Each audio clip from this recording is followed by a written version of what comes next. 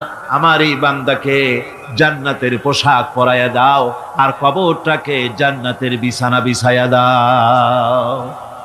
জান্নাতের পোশাক পরাইয়া দাও, জান্নাতের বিছানা বিছাইয়া দাও।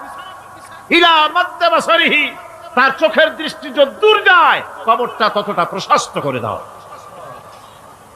এরপর বেহেশতের পোশাক পরাইয়া বেহেশতের বিছানা বিছাইয়া ফেরেশতা বলবে নূম কানাউমুল উরুস, ঘুমিয়ে যাও।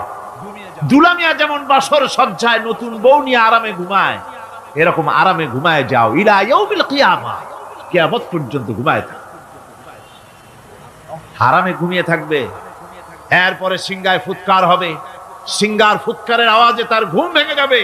বলবে ইয়া ওয়াইলানা মান বাআসানা মিন মারকাদিনা, হায় আফসোস, আমার এত আরামের ঘুম থেকে কে আমাকে জাগ্রত করলো, আমার ঘুমটারে নষ্ট করলো কে? আওয়াজ আসবে হাদা মা ওয়াদার রহমান ওয়া সাদাকাল মুরসালুন, এটা হচ্ছে রহমানের সেই ওয়াদা, আর মুরসালিনরা নবীরা সত্য কথাই বলেছিলেন, সেই কিয়ামত অনুষ্ঠিত হচ্ছে।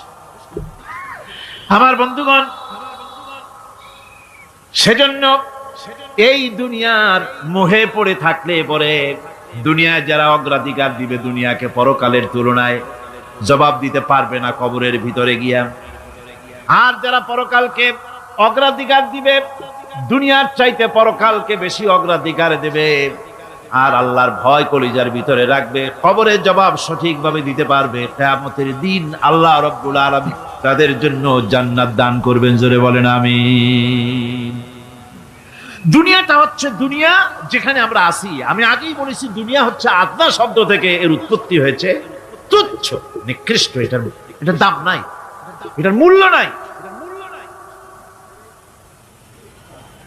হযরত ইবনে কাইয়িম রাহিমাহুল্লাহ নওয়ারাল্লাহু মারকাদাহু ওয়া জাআলাল জান্নাতা মাথওয়াহু, হযরত ইবনে কাইয়িম তিনি বলছেন, সুন্দর করে বলছেন দুনিয়া সম্পর্কে, মা মাদা ফিদ দুনিয়া আহলামুন ওয়া মা বাকিয়া মিনহা আমানি ওয়াল ওয়াক্তু বাইনাহুমা দাইউন। মা মাদা ফিদ দুনিয়া আহলামুন, জীবনের যে অংশ ফেলে এসেছি সেটা আজ একটা স্বপ্ন। ওয়া মা বাকিয়া মিনহা আমানি, আর জীবনের যে অংশ সামনে বাকি আছে সেটা এখন একটা আকাঙ্ক্ষা। ওয়াল ওয়াক্তু বাইনাহুমা দাইউন, আর এর মাঝখান থেকে সময় সব চলে যাচ্ছে।